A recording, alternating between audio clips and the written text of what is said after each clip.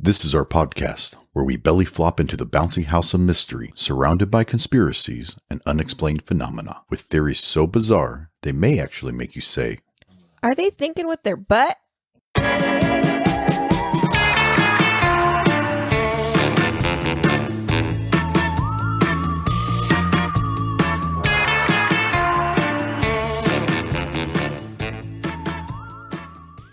Welcome back, everybody.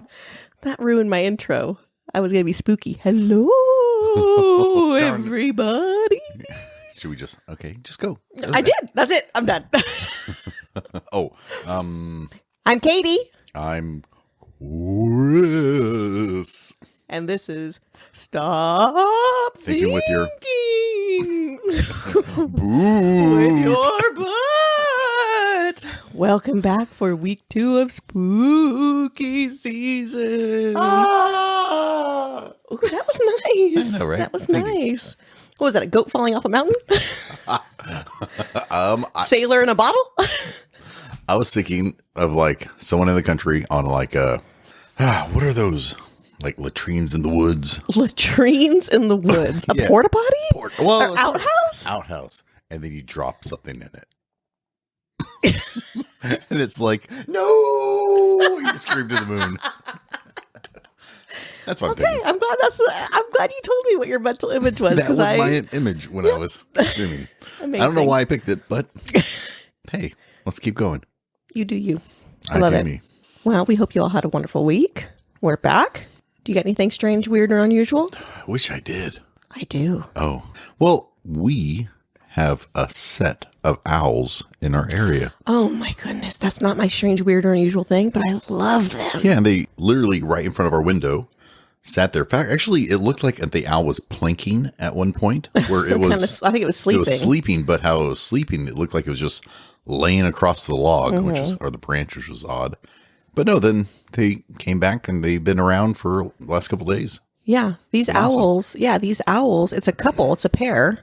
Actually, we probably should look that up. I don't know if owls are like swans and lobsters and ducks where they choose a partner for life. I don't know. Penguins? I just know that it was cute watching them do their thing. Apparently, we're relatively new to the neighborhood we live in, and our neighbor told us, they've since moved, but they told us that they come back every year and lay some hatchlings. Yeah. Yeah, So hopefully we get some baby owls around here, because I'm freaking out, man. Yeah, all the kids are really excited. By kids, do we mean me? Everyone. Well, we were kidding you too. Yeah, I was like, I'm really excited. Yeah, so what's your... it kind of falls in line with nature, though. Okay. So it's good. I didn't know that it was on my bucket list until I saw it. And then I was like, yes. What are we doing? I saw a squirrel fall out of a tree. Like clumsily? Yeah. Or gracefully? No, clumsily. Jumped off the roof to the tree to a branch, but the branch wasn't strong enough, so it just was like, and the squirrel just went and fell. Was it like a cat where twisted its body midair and landed on its feet? Yeah, but no, not feet, belly. Oh. It belly flopped onto the grass. Okay. And then it got up and it was like, I hope nobody saw that. Yeah, it's also a squirrel. I don't know how much, It probably wasn't a very big impact. Yeah. But it was super silly. Yeah, I'm sure you enjoyed it. It was really cute. Laughing at animals in panic.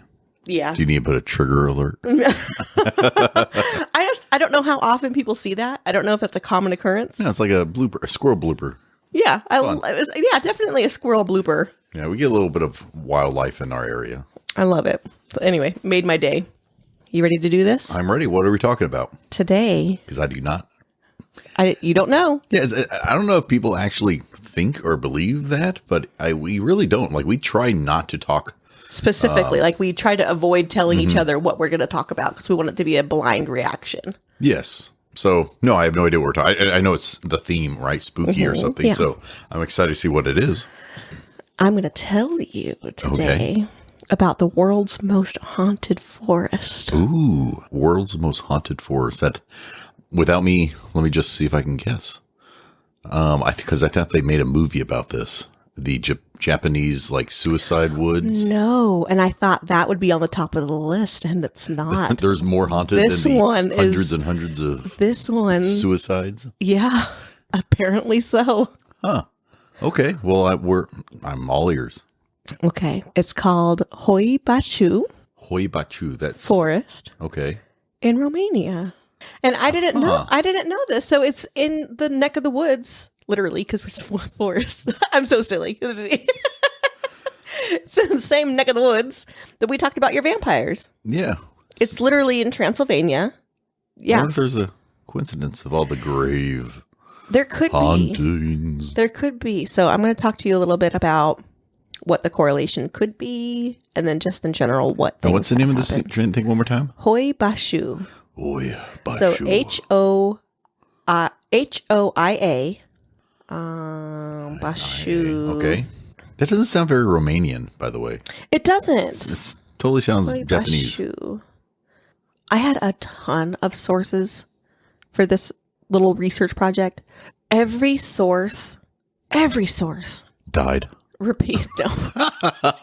was repeating the same information over, and it was just regurgitated. It was almost like cut and paste over like hundreds of different references. Like it was mainstream news. So I was trying to find different information to like back up some of these things, but it was just the same thing over and over and over again. Okay.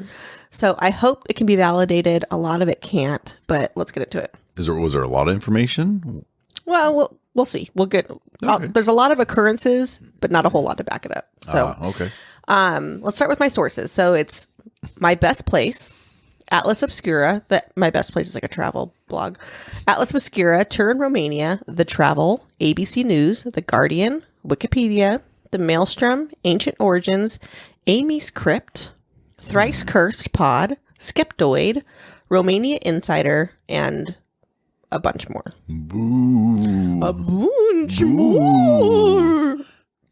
Okay. Boo. I don't like Out of your system? intros. Or not intros, but you know what I mean. You don't like facts and knowledge. Gotcha. Resources. Okay. No. Damn it. Sources. Let's do it. In Romania, specifically Transylvania, along the outskirts of a village called Cluj, Cluj. Okay. Cluj, Okay. Cluj. there spans a modest forest. The forest expands 250 hectare, or 960 acres, or if you're a big freaking idiot, 1 square mile. I was going to say, that's not that big. It really isn't very big. 1 square mile. mile. That's okay. It's not very big. How do you even find this plot of land? So if you're looking at a map of Romania, it's like villages and towns, and it's really developed. Mm-hmm. And then there's this 1 square mile forest. Okay, tell me more. Yes. Okay. I'm curious. I'm curious to see, do they, you know how like New York City, where It's almost like a Central Park. yeah, but Central Park's also integrated to have people walk through and enjoy. Do they do that as well? People are afraid to go into it. It's like there are no hiking trails or There are hiking benches. trails, and people will camp here. Oh, But only tourists. The residents around this forest will not go in.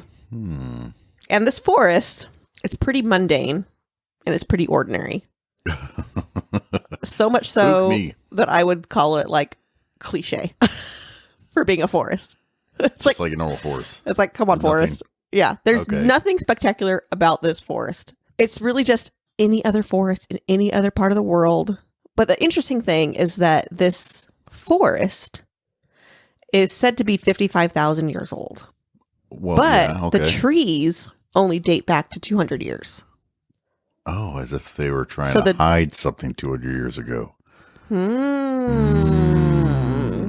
Sacred rituals. So although the land and the history of the land is much older, the forest itself is considered relatively young in terms of forests. So on closer inspection, you'll come to find that groups of trees within this forest, not the whole forest itself, just groups of trees, will bend at like really odd angles, to get to the sun.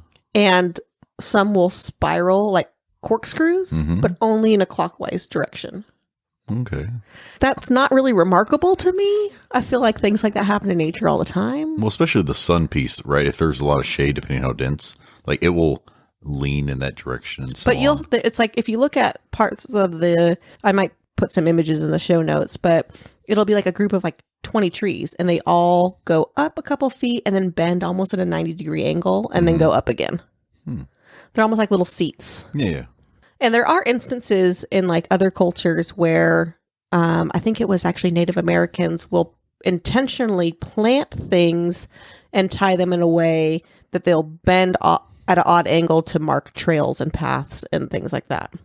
Oh. But it's not saying that these had any relation to any sort of trail marking. Yeah, but I would feel that if they did the bending, do they mark branches or do they mark stumps? Or like not stumps, but like the main body. The whole tree. Yeah, the trunk of the tree is all bent. Unlike most forests that I'm familiar with, this forest in particular is devoid of thistles and low-lying vegetation. It's one of those forests that if you don't stay on the path and you just walked into the woods, you wouldn't have to bushwhack and you wouldn't trip and stumble, fall over low-lying vegetation. You would just walk. So Unimpeded. Just you could walk through the trees, through the woods. But then So the American Smoky Bear would be okay because there's not a lot of underbrush that's true. He would not worry so much about forest fires because it's not as big of a problem. Fire level threat low. Yes, it probably in the green, possibly green. the yellow, because there are a lot of leaves still. Not pine leaves.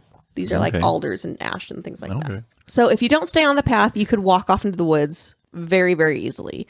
The problem with this, though, is that it's also extremely disorienting because it reminds me of like horror movies or novels where someone is just walking through the woods in one direction and they get like disoriented by a noise or a sound. And then they realize they can't discern which direction they came from. Yeah, because everything kind of because it all looks the same and then they get lost. So it's one of those forests in the sense where it's really unimpeded, so you can walk forever, but you can also just lose your way because you're not paying attention to the direction. That's what? a mile. I know. So okay, let me finish. But I do like that. I do get the concept right. And it's going to be important. Okay. This is exactly why you will never see me leave a trail ever. Zombies, bears, serial killers. They will be following me on the trail. Sweat. Anything. I will be on a trail. You know, my navigation senses are awful. So you will never... one of my biggest fears is literally getting lost in the woods. You will never see me off a trail. What's that one show that, or that one movie that you really enjoy where it's like a bunch of hikers? The Ritual. The Ritual, right? And they're like, oh, we'll just take the shortcut. a shortcut. Based off my map and compass. No. That did not end well. I don't trust compasses and I can't read maps. So it's all a shit show. Stick to the trail. Okay. So forest can be really disorienting, but due to its size, it's really unlikely that you would be able to avoid civilization for a very long time. It's only a square mile. You can circumnavigate the entire forest in a matter of hours. Okay. At the very most. It's safe to say that getting lost indefinitely would be difficult. Yes, if very not much so. Impossible. Now, you're going to tell me I'm how gonna many bring people you- got lost. I'm going to bring you to how the forest got its name. Okay. According to legend, a shepherd by the name of Hoia Baciu Okay. entered the forest with his flock of 200 sheep and never came out. Okay. Vanished. Neither the shepherd or his flock has ever been seen again. And the forest is named in commemoration of him. You know, I'm just thinking, what year was this? I don't know. And that's the thing. I can't ever find. So the telling of this exact story, the shepherd goes into the forest with his 200 sheep and never comes out. This telling is shared over and over and over again in every source with no further evidence or information. I can't find a date.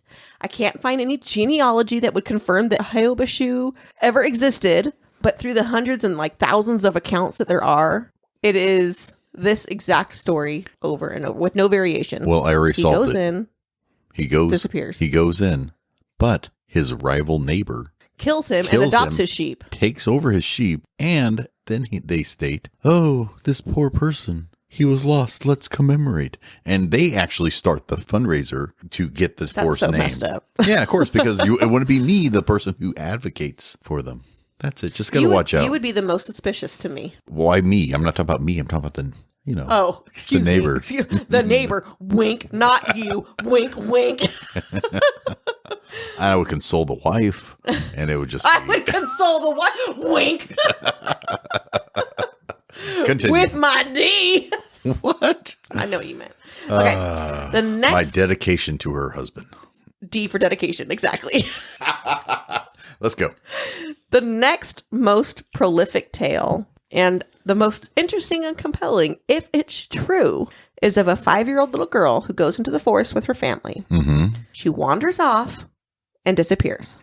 Parents. There's an extensive search over several days that consists of more than 200 people. And they all get lost and die. So They sit in another. Hypothetically, they could literally be holding hands and walk from one end of the forest to the other side of the forest and Everything's leave good. no stone unturned, no leaf unflipped. Can't find her. She's missing.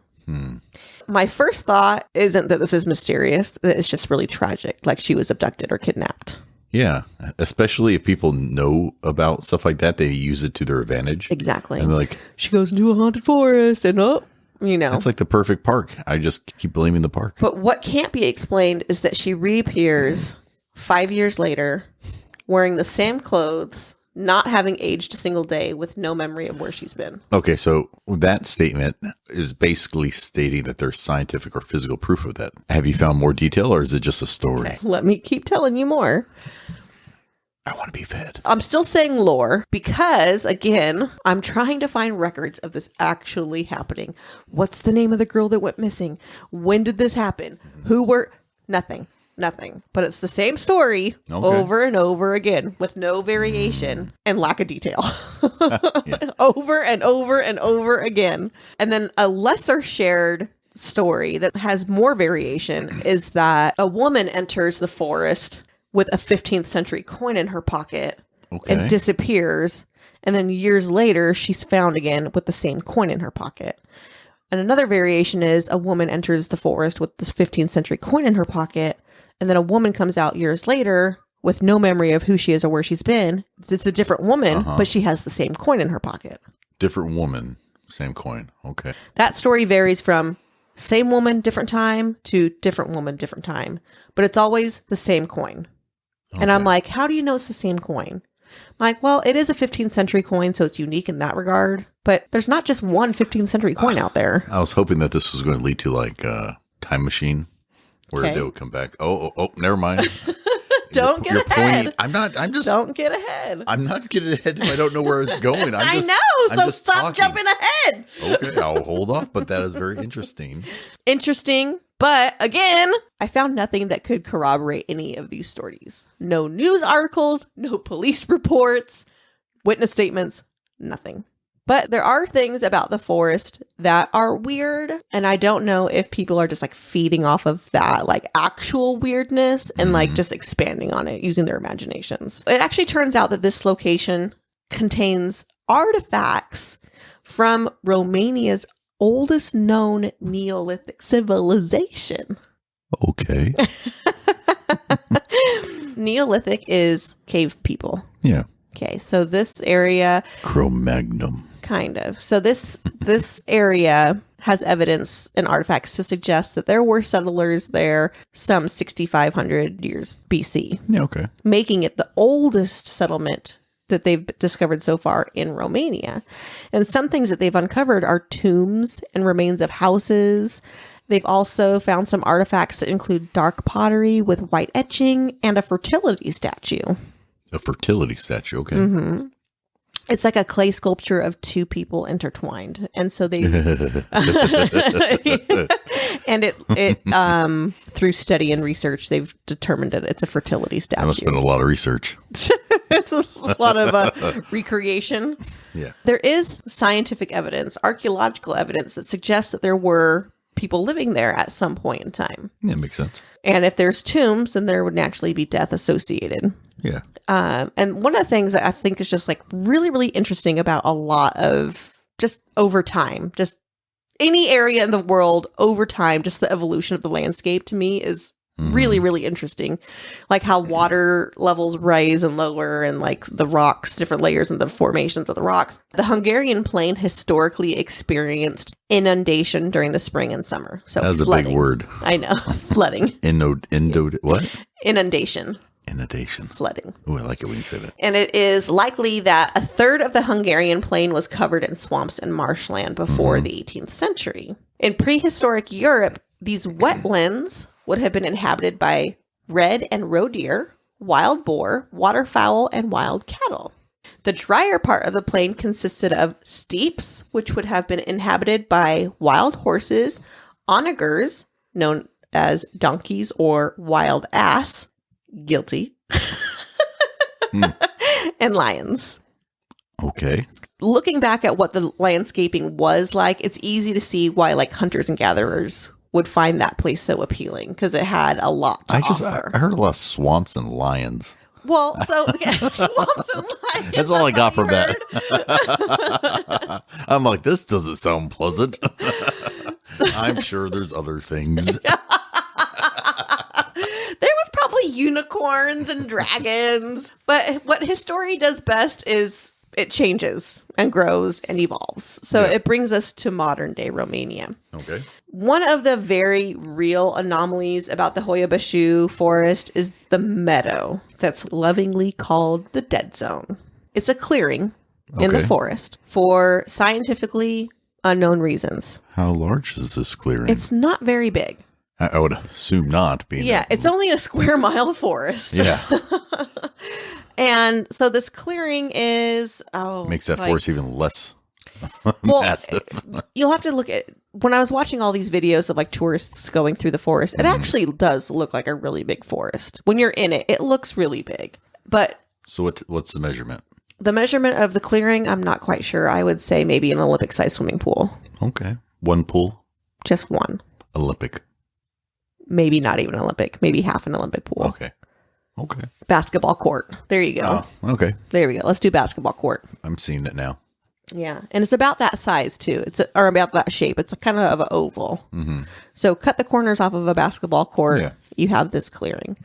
And this clearing, the thing that's so unusual about this clearing is that the tree line comes right up to this clearing and then just stops. There's no like saplings or twigs or it's just this empty space. Okay. And some people are like, there's no vegetation. No vegetation grows there. It's totally barren. There's grass and weeds, but it's all low-laying. It's all just ground cover. Surface level. Level stuff. Nothing goes very deep. Mm-hmm. So I was just unimpressed. I'm like, meadows happen. There could be so many reasons why meadows happen. It didn't seem very spectacular to me, but everyone was pretty worked up about it, so I dug a little deeper. Scientists did run some tests to determine why the lack of vegetation in this dead zone. Because dead. Maybe there was something in the soil. Maybe there was, I'll get into it a little bit, but they found that the contents of the soil in the dead zone were completely identical to the rest of the forest. Oh, okay. And there were no buried layers of limestone or rock that would prevent root growth. Okay. So it's not like if you dug a foot down, you'd hit limestone. It was clear. The earth was similar to the rest of the forest. You must have stayed at Holiday Inn. I did. Look at you, geologist. Yeah, geologist. There you go. And the land was in such a position that it wasn't being oversaturated. It wasn't below level of the rest of the forest. It was at the same level as the rest of the forest, if not even a little bit higher than some portions. So it wasn't being flooded out. Okay. Really, there is no real reason why why it won't grow there. So no one thinks that if you stand or sleep or whatever at this circle or this barren area, bad things will happen. It's just they're surprised that it even exists. Like, why is there a barren thing there? I'll keep going. Oh, my bad. But this very scientifically confusing anomaly in this forest is a hot spot. But still, I'm kind of unimpressed. I'm like, damn, nature, you don't need to explain yourself. You do you, boo-boo. You stay gorgeous. Keep that shit up. Okay. Like, forests don't have to explain themselves. Like, whatever. It could have a bald spot. Maybe it's a dude forest. Yeah. Yeah. Dude forest. Whatever it is, that alone by itself, that standalone that there's this dead zone in the forest wasn't enough to like woo me to say. I like the Forrest's Brazilian wax. Gross. Well, It's bleached butthole. that's gross. I was just trying to play along with your male balding. So this mysterious clearing has received a lot of scientific attention, yielding no answers, and so it has continued to receive a lot of attention. Okay. And I'll go into it a little bit more in a minute. But like I mentioned before, I can't find anything to corroborate any stories from the lore or legend that would make me think that this forest housed anything paranormal or spectacular. Like, You can't say that and then say, this is the most haunted forest in the world. When I heard like literally, it's on the top of the list, like BBC, the New York Times. They said, go here. Everything is like, this is the most haunted. And I'm like, prove it. Okay. Well, I'm unimpressed. But let me keep going. Yeah. Let me keep going. I'm hopefully optimistic. Mm-hmm. It's like a challenge to see something. Without there being concrete evidence in the news or in the media or like articles on anything, there's a lot of personal experience in the forest that make me wonder Quacks. if there's really more to it. Okay. Accounts are that people hear giggles, women screaming, and young girls talking. Okay. People have also heard the sounds of deer or horse hooves when there weren't any present, or they'll be standing still and hear footprints around them. Some people see orbs floating near trees, or they will take photos, and when they look at the photos, there's faces or orbs that weren't seen in person in the photos. Oh, my dearest love, why did you insist on going into the woods alone? I know you're a hardened male role model, but you don't have to prove it. What can I do for you? What do you need? The only thing I need now is something from Triangle Coffee Company. You mean like their dark roast? Or their decaf? No, something new. Something different. Like what?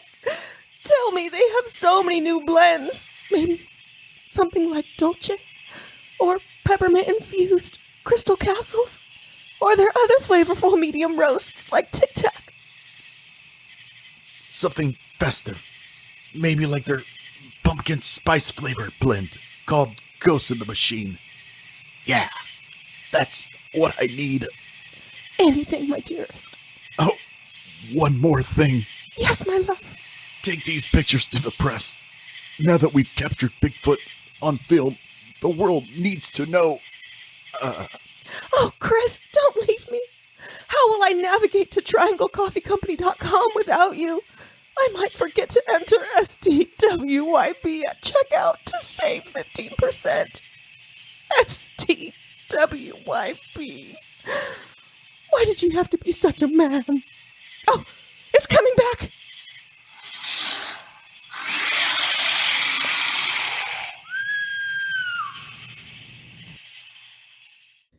Occasionally, people will see faces in front of them with their naked eye, and sometimes people will see glowing green eyes staring at them from a distance.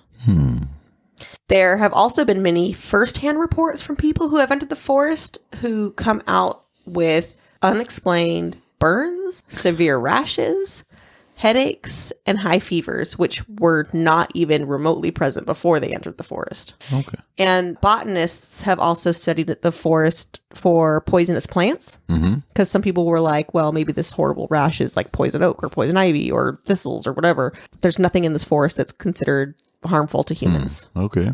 Also, some of the trees exhibit burns or scorch marks Oh, with no indication of there ever being a fire. I can explain that. How? Well, if you recall our UFO? aerial UFO sighting, yeah, it is believed that as some of these craft, whether it's at anti-gravity, or when these craft come in and out of the different dimensions and or, you know, the visual spectrums type of thing, It's the, right? Or what the you can vibrations. perceive, what you can... Yeah, but not more than just that, even the vibrations or whichever. is that because of that, it causes the friction or the whatever, and it leaves burn marks, but that yet there's really no fire or whichever, and it's hot to the touch, even though there's anti-gravity and there are all this other different things. But that's what some say. In and out. The forest started to receive real intense attention in 1968 when a military technician by the name of Emil Bernia was out in the forest with his girlfriend and a few friends. It was a sunny August afternoon, and his girlfriend told him that she saw something weird. He walked over to where she was standing, and he saw it too. Come on. A shining silver disc in the sky. Woo! UFOs! Woo! That's what I'm talking about. Luckily, I didn't know it was going to go there. Glad it did. Luckily, he had his camera with him, and before the object bolted away, he was able to capture 4 photos. Woo! No, that's awesome. See, burn marks. So, these photos were severely scrutinized and studied and proved to be authentic, unaltered, and doing a UFO. unexplained as anything other than a UFO. Did you know this before you went into it? Were you pleasantly surprised? No, I was like, damn it! I was avoiding UFOs until after this come holiday. on, specters! Come on, ghosts! Come on, Yetis and Bigfoot! Damn it, UFOs! God damn it! Well, I'm glad that it went there. I had no idea until I was like, maybe. This forest is a hot spot for UFO activity. Oh, there we go. There are lights and orbs seen all over this forest all the time. I'm almost more excited about you talking about it. And I just get to listen. I'm not even initiating. That's awesome. Keep it going. Tell me more about these orbs. What do they do? So I'm not going to talk too much about the orbs, but that's just another unusual aspect of this forest is that there's so many UFO observed over this forest. Why do you think they would come there? So it's said that the energy in the forest is so strong that it's become a hot spot for Wiccan and satanic activity. Oh, and so one night, a Romanian tour guide and founder of the Hoia Baciu project, Alex Surdikin, said that he came across 60 people from Bucharest who were trying to open a gate to another dimension in the dead zone. Could be a ley line. Exactly. Oh, it could be like what is a ley line for those audience members who don't know? A ley line. A ley line is perceived to be like a thinner layer between dimensions. Is that right? Am I explaining that right? Well, something like that, where it's a. Okay, our quick search into ley lines. It's pretty much just veins that run across the globe in kind of a uniform line, and these they're basically amplifiers for supernatural energy. Energy is what they are. Yep. They fell into. The concept is quite simple. Ley lines are lines that crisscross around the globe like latitude and longitude lines that are dotted with monuments and natural landforms and carry along with them rivers of supernatural energy. Mm-hmm. Okay. So some people believe that this dead zone is in fact, if not the whole forest in itself, is upon a ley line. Ooh, I like where this is going now. Yeah.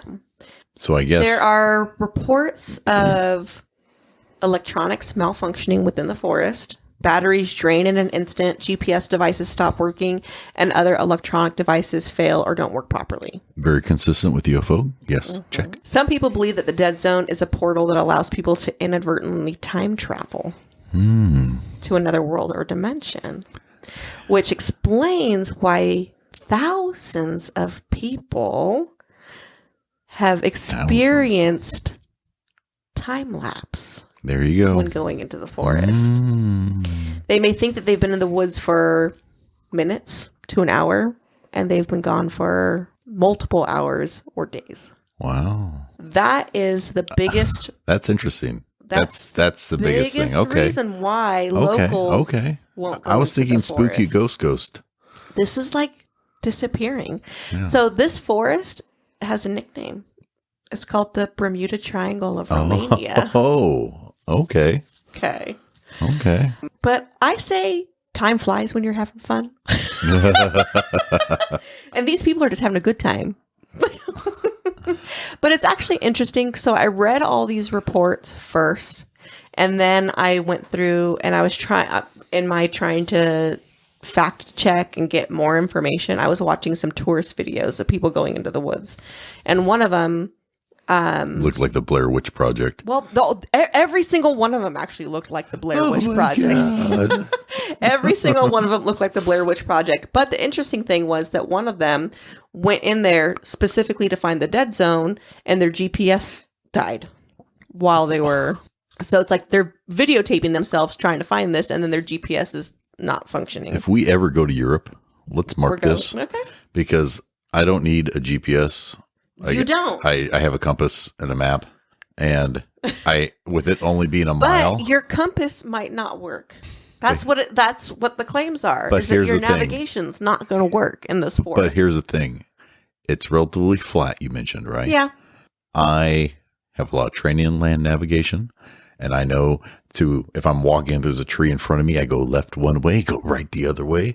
I have a pace count, and I'll get to that center without any electronics. You know what? I have a ball of yarn. Yeah, that too. That's my game plan. Tie a string, follow the string. No, I just have confidence. That's all we need. Blind confidence. Not blind, strong confidence. Okay. That would be interesting. No, I would want to go there, see what's going on. So personal accounts in the forest are as follows. I found this one. It was an article written by Stuart Summers. There's hundreds of people who go into the forest to try to have an experience, try to encounter something. Yeah. A lot of the ones that I saw were uneventful. They had uneventful nights. It was usually noise. So it wasn't consistent or there a certain wasn't thing. every time you go and you're going to have an experience. And a lot of people actually consider this place like a beautiful recreation site. It probably is. So it's hard to say, but this person went into the woods and you can camp there.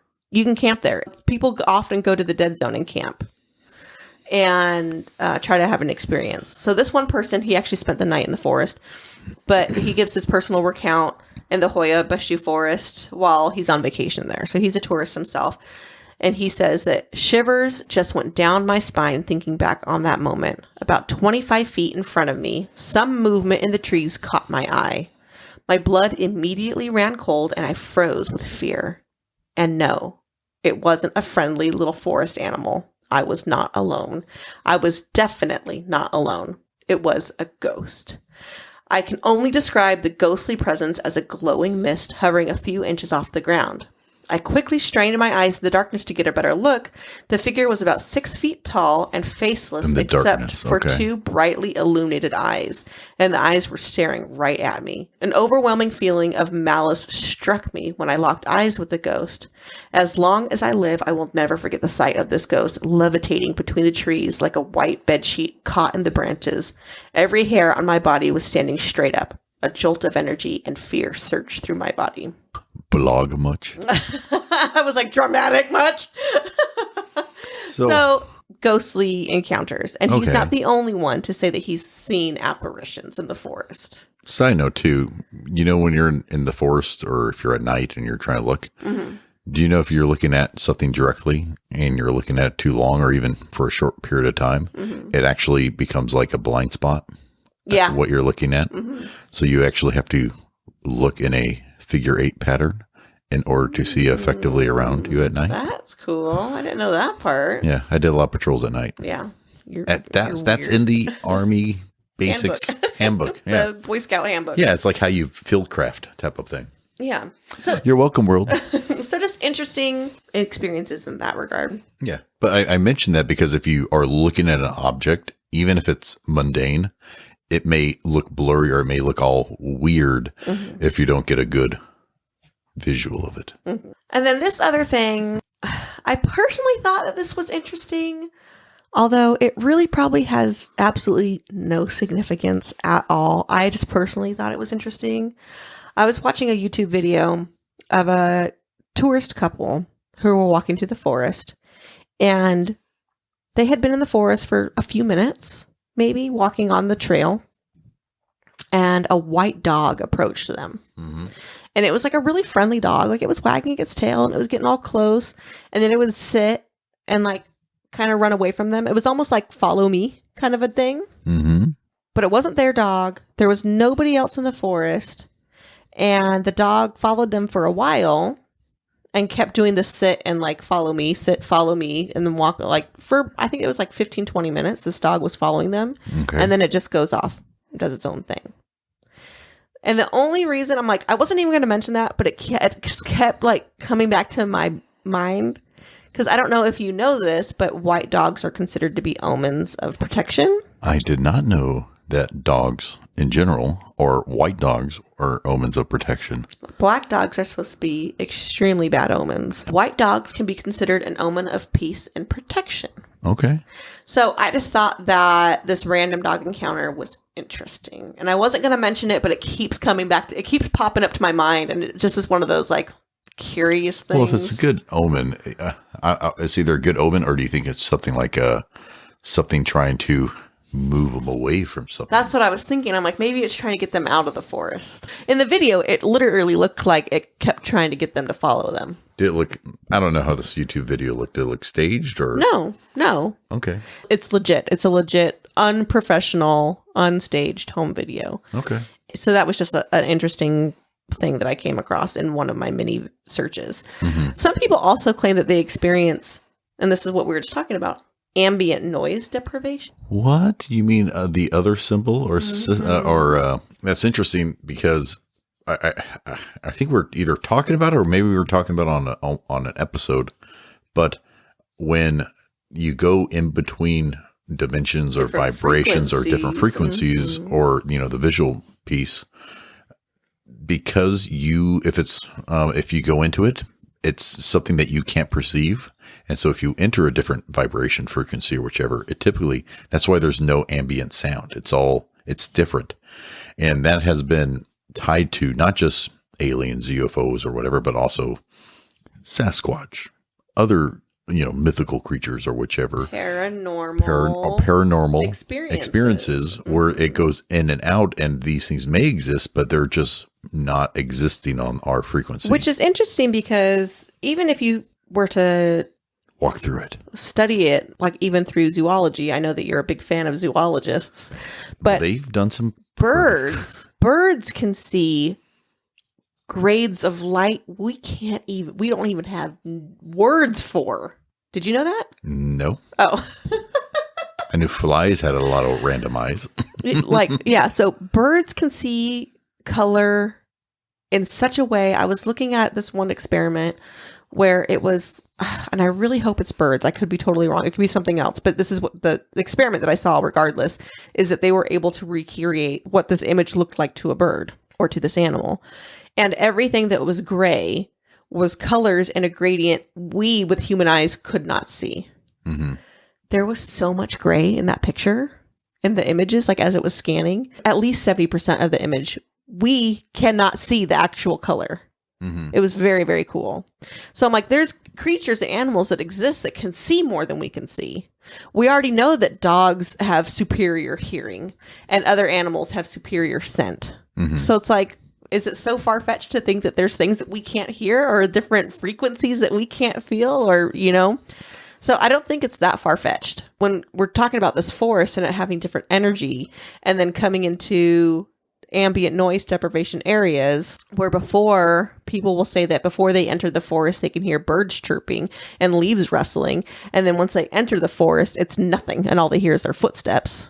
So then it's like, okay, well, maybe there is more to this, mm-hmm. which is what we were talking about in the aerial school UFO mm-hmm. episode. So maybe people are entering a frequency that we can't hear. Yeah. So it's possible. So this location is just becoming more interesting. Even though we can't see it, should we acknowledge the family members who are lurking over your shoulder? Right now? Right now. Who is it? I'm not acknowledging. Who is it? Who is it? No, you just got to act like they're Go not there. away! Oh, they're getting closer.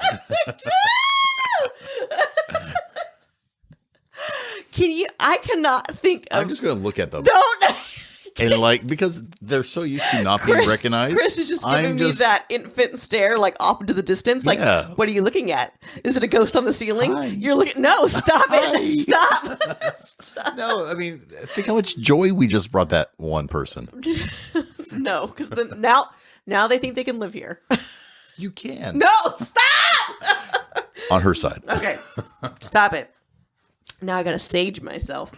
So many local residents will refuse to go into the forest, believing that it is indeed haunted. Several of the videos I watched with tourists had the cab or taxi drivers drop them off like a considerable distance away from the forest because the driver wouldn't get closer. Okay. And this happened in like 3 or 4 of the videos I watched. They were all unrelated. What? If I was a lazy driver, I'd be like, it's haunted. Oh, I thought haunted. Oh, okay. I need to go to Wendy's. It's haunted. Price is the same. Yeah, price. Get out of here. No tip. Stupid tourist. Yeah. Other people have traveled there with groups of like 5, 6. And in one of the instances I saw, they traveled with another couple. So it was one couple that went into the forest, and they were originally going to go with another couple, but that couple felt uncomfortable and decided not to go. So there's something definitely about the atmosphere of this forest with people who are like excited to go, eager to go, travel to Romania to go, and can't go. Can't go in. A lot of people say that they feel really anxious when they're in the forest, like anxious to leave. Like they were excited to be there. They're there, and now they physically cannot stay. They have to leave. So it's just one of those. I feel like that's just an anxiety type of anticipate. You know, I was like, that could just be something in. No, it's just like we went to some of those haunted museums, right? What's that one in Vegas? Zach Bagans' House of something haunted. Something. And like all the scary dolls. Everyone's like, don't look at it. And I'm like yelling at it. Yeah. Okay. So here's my thing with that. That was just a gimmicky sideshow. And a lot of places are gimmicky sideshows. But wasn't there that one person who had to leave the tour? Well, yeah. Or more than one person? There's a couple, and the people who work there, the people who, like us, tourists, right? As we go in, depending on what your belief and what your anxiety and all that stuff is, they get claustrophobic, they get paranoid, and people have different mental states too, whether it's bipolar or whichever. And they would have panic, and they had like one person had to leave the tour because it was a man and his wife or something like that. But he was having the issues. He was having the issue, and then a totally unrelated. It was a woman. But they're also telling stories of people who pass out, who would have all these other different experiences, and then they'll ratchet up because they're like, "Ooh, right?" So, are these people just like self-inflicting anxiety upon themselves because they're so potential? That I'm like, because you can slow your breathing down. You can do other things. I'm a believer in the paranormal. Mm-hmm. I went to that museum really hoping to have an experience. I had an experience. No, you didn't. Stop. Just let me finish. I was really hoping. So the main reason why I wanted to go, Chris was down. He was doing work things in Vegas, and he was able to either fly home for a weekend or have a family member come fly and visit him for a weekend. So I came down to Vegas and I visited him, and I really wanted to go to this museum only because I had just watched a movie or a documentary on the Dybbuk box, which is the demon trapped in a box. Apparently, Zach Bagans had this box in his museum. Really wanted to go for that aspect. I was really worked up about it. I had I was flatline emotion the whole time. I did not feel like spikes or surges or... We even got the VIP pass. We even got the VI. Where we saw all the other VI motherfucking pass. Though, when I'm talking about experiences, I was talking about how a young lady screamed at some scary stuff and then... Jumped into your arms. Yes, literally jumped into my arms and asked me to protect her. That was cute. It doesn't even bother me anymore. It's just my nature. But But you know what, though? I did actually, the only section of that museum where I was like, like I felt like a little twinge was when we were in the serial killer room. And we were looking at some of John Wayne Gacy's personal effects. It was still entertaining to go. It was there's a lot of, just because of the artifacts. Interesting, but it was set up in such a way that nothing was believable to me. Yeah, it's like you're going through like a Disneyland. It was like a fun house. Yeah, fun house. He had actual like flayed skin from one of Dahmer's victims. Or something, yeah. And it had no. It was just show. It was just so theatrical that it wasn't believable. It could have actually been, but I was like, I don't know. That was just. That was a long-winded way of saying that some people are more sensitive. Are more sensitive and they could pass out on their own. Exactly. Okay. Sorry. That was just the side. No, don't be sorry. Hey, it's good experiences and stories. But yeah, so going back to the ambient noise deprivation, people will claim that they don't hear things when they enter the forest, although that the forest is supposed to be really lively and full of nature. It's the people will be like devoid of anything when they're in there. Not always, but some. And then other people say that the forest is a perfectly pleasant recreation area, letting locals and visitors take a break from the urban kludge. There are hiking and biking paths that wind through all the unusual trees in the woods, teem with a rich variety of animal life. Yeah. And it's it's beautiful. I saw it. It's beautiful. It's a beautiful forest. But it's a portal or a time warp or I'm not quite sure. So that's all I have on the forest. You may walk into a seance. Yeah. So that's all I have on the forest. But let me see. How are we on time? Okay, we're still good on time. I'm just gonna give you a little snippet here. I came across this while I was researching this forest, and it didn't really have any relation, but it was just, I feel like it needed to be said. So I'm gonna say it. I'm gonna tell you about it. So I'm gonna share a quick story in theme with Halloween haunts and spookiness. Mm-hmm. And this story pertains to the gravesite of a child, and children always need to be remembered, always. So I'm gonna share her story or share this incident. In rural Nova Scotia, not far from an old farm, is the lonely gravesite of 8-year-old Catherine McIntosh. She died from an illness on April 23rd, 1889, just 1 month shy of her 9th birthday. She was originally buried in the town cemetery, but after a neighborly dispute, her body was forced to be exhumed and relocated to a plot near the family's farm. Okay. Her headstone is beautifully crafted, but sadly, it sits all alone. There are no other plots around hers. Her mother, father, sister, and brother all lived full lives, and they're all buried miles and miles away at the McClellan's Mountain Cemetery, leaving Catherine alone in the woods off of a dirt road by herself. Huh. Seems intentional. Why? It's very sad. So people believe that around her resting place, they can hear a child's giggling, footsteps, and people have even seen children's handprints left on their cars after they've returned back to them to drive home.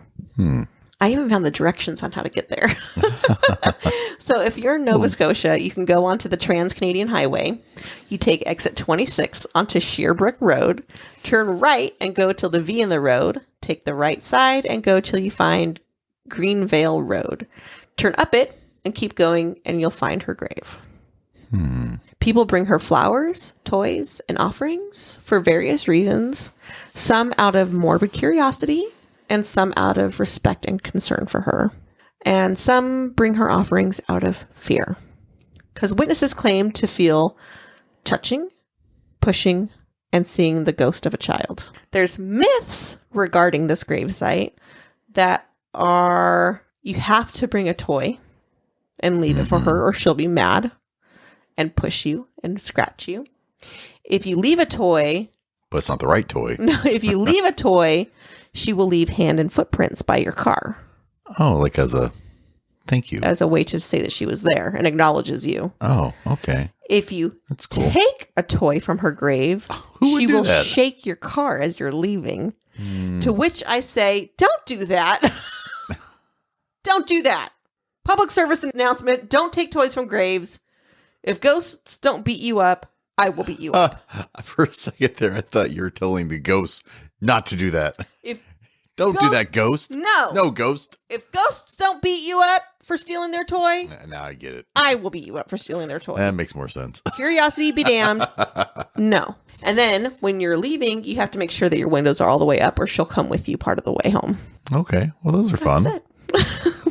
So if you're ever in Nova Scotia, leave a toy at the gravesite of the lone Catherine McIntosh.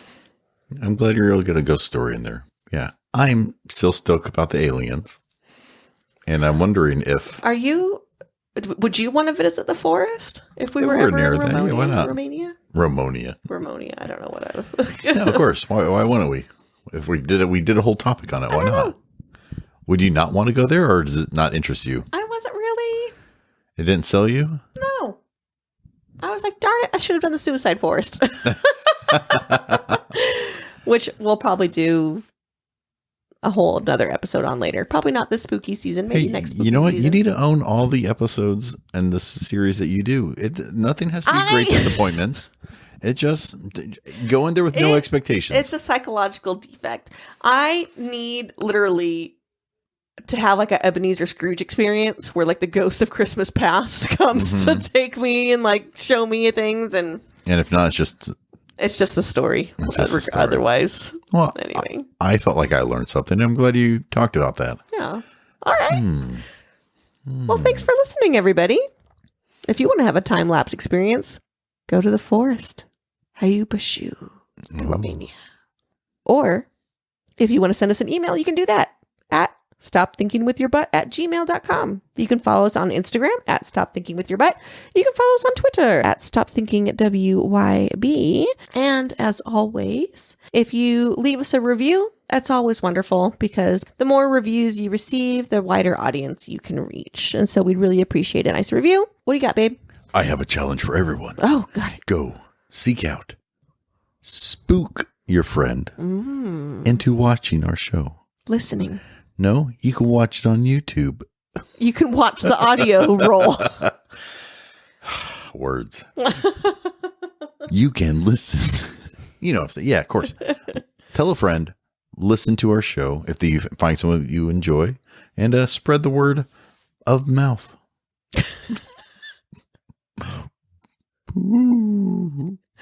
All right, everybody. Stay curious. Stop thinking with your butt. Out. Damn